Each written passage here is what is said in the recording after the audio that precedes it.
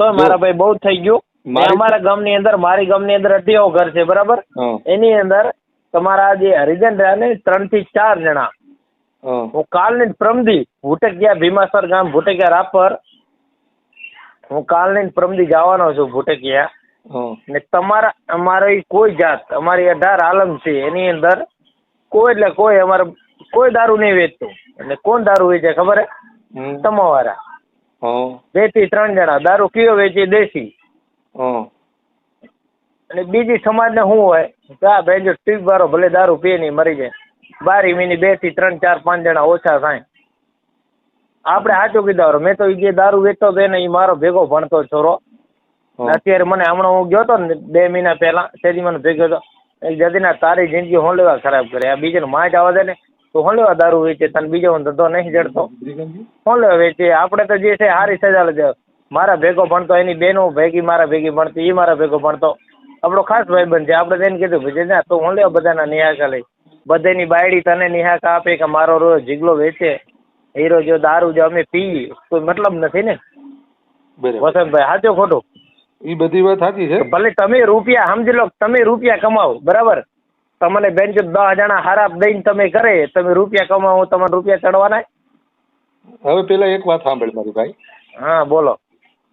તે શરૂઆતમાં જે આ તારા સંસ્કારો દેખાડ્યા અને અત્યારે તું મારી શાંતિથી વાત કરે તો પહેલેથી તું શાંતિથી વાત નતો કરી શકતો? મારા ભાઈ હું શાંતિથી યાર તમે નાગદાન જે આહિર છે બરાબર મારા જેવો જ માણસ છે. ભાઈ મારી વાત. હા નાગદાન આહિર છે ને એનું ઓળખતો નથી. પણ નથી ઓળખતો તમે એનો ફોન લેવા કરો દિયાકો એનો મારા ફોન આવ્યો મને કે યાર આ મારા દિયાકો પરેશાન કરે. હા બોલો. હું એને ઓળખતો નથી. હા બરાબર. હું એને ક્યારે મળ્યો નથી કે મને કઈ લેવા દેવાય ને યાર નથી. મેં જયારે એની યુટ્યુબ ચેનલ મારી પાસે સ્ક્રીનશોટ અને લિંક આવી ને બરાબર એટલે એને તો નહીં મૂક્યો ને એટલે પૂરી સાંભળતો કરી. એની યુટ્યુબ ચેનલમાં એને મારા અને મનસુખભાઈ વિડીયો મૂક્યા છે બરાબર. તો મારે નાગદાનારે કાંઈ વ્યક્તિગત દુશ્મની નથી. એ કઈ મારા ડુંડા વાટી નથી ગયો મેં કઈ એના ડુંડા વાટ્યા નથી બરાબર. કોઈના બાપ દાદાને માર્યા નથી બરાબર. તો એને મારા વિશે એવું બધું એના વિડીયો બનાવ્યા એમાં લખ્યું એટલે મેં એને પૂછ્યું બરાબર. લગભગ એક વિડીયો ખરાબ નથી લખ્યું તમે જે બોલ્યા છો એને ઈ જ લખ્યું હોય બાકી ના એવું નથી. તો હું મને હું એની યાર વાંધો હોય તો એને આવી રીતે ફોન કરું ભાઈ. એનો મેઇન વિષય એ છે કે તમારો નથી પણ તમે જે તમને વ્યક્તિ જે ફોન કરે છે ને તમે એના માતાજી વિશે ને જે ડિબેટ કરે છે તમે જે યુટ્યુબ તું મારો વિડીયો જોશો ને ભાઈ? હા હું જોઉં જ છું અત્યારે હું જોઉં જ છું પણ મને જેથી મારી કોમેન્ટ હશે તમે કોઈ પણ વિડીયો ખોલજો મારી કોમેન્ટ હશે. હા તું મારો વિડીયો જોશ ને? હા મેં કોઈ દી માતાજીનો વિરોધ કર્યો? કર્યો મેં ક્યાંય વિરોધ? એટલે મેં પહેલાના નથી જોયા ખોટું કેવું હમણાંના જે પહેલાના હું જોઉં છું એની અંદર તમે છો ને પણ 2-3 જગ્યાએ તમે જે મામાના ને એવું જે આપણે શું કે સુરાપુરા વાળાનો જે વિરોધ કરો છો ને એ મેં વિડીયો જોયા એમાં આપણે ખરાબ લાગ્યું. જો ભાઈ મેં તમને ફોન કર્યો હા ભાઈ મને સુરાપુરા હારે કોઈ વાંધો નથી. મેં જે વિરોધ કર્યો હતો ને એ વિરોધ કેવો હતો ખબર કે લોકો એમ કહે છે કે ભાઈ ન્યા જાય ને એટલે દારૂ છૂટી જાય. એ સુરાપુરા દારૂ છોડાવે છે. હવે મારી પણ એવા ઘણા કેસ એવા છે કે ત્યાં ગયા પછી એને દારૂ પીને મરી ગયા છે બરાબર. બીજો વિરોધ મારો એ હતો કે જો આપણે કોઈ વ્યસન કરતા હોય ને તો આપણે કોઈને સલાહ ન દઈએ કે વ્યસન છોડવાની. ત્યાંના જે દાન બાબા પૂર્યા ને એ પોતે તમાકુ છોડતા હોય ને પોતે તમાકુ ખાય.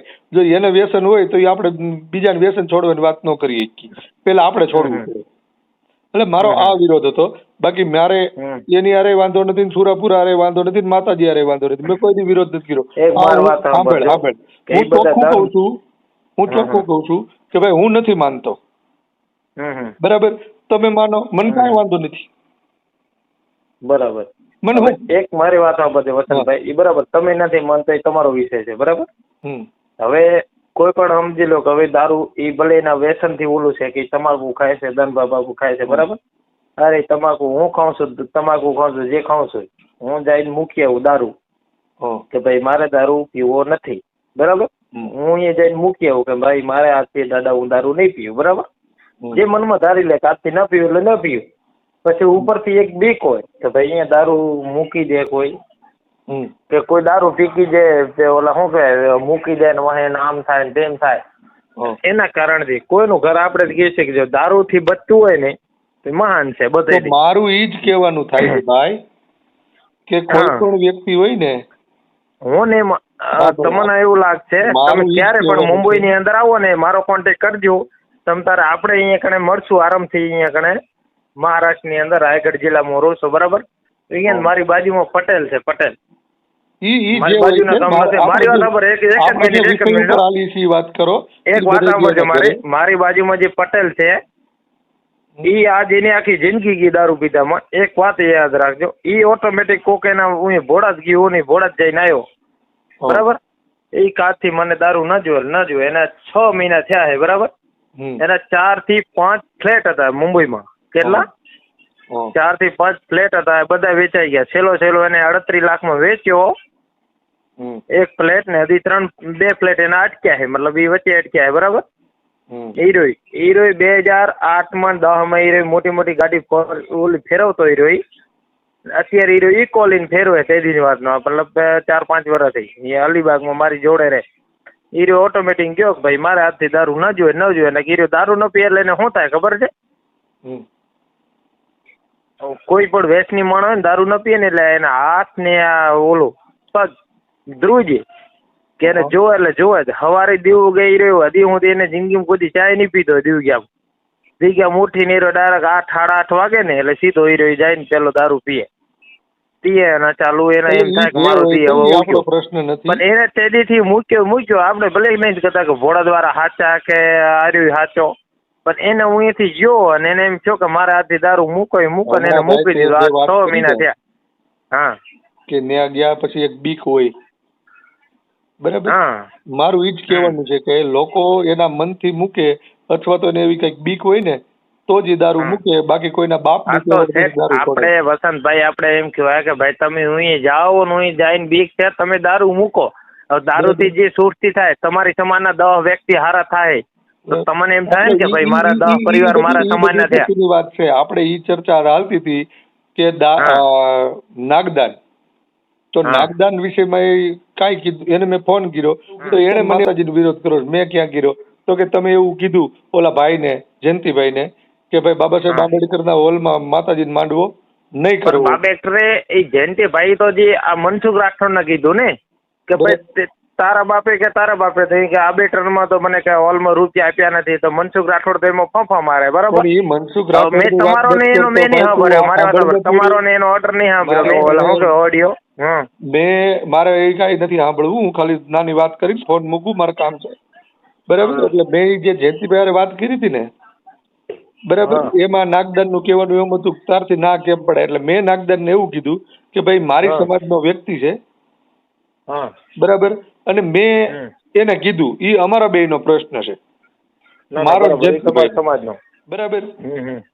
એમાં તારે મેં કીધું વેશમાં ઉડવાની જરૂર નથી, બરાબર. પછી એને મને એમ કીધું કે તે ઓલા કબરાવાળા બાપુ વિશે તું આમ તેમ બોલ્યો તો. મેં કીધું હા, બાપુ જયારે અમારી સમાજ વિશે ઓલું એમથી બોલાઈ ગયું હતું અને પછી હું બોલ્યો હતો. હવે ત્યાર પછી મારે બાપુ હારે વાત થઈ ગઈ.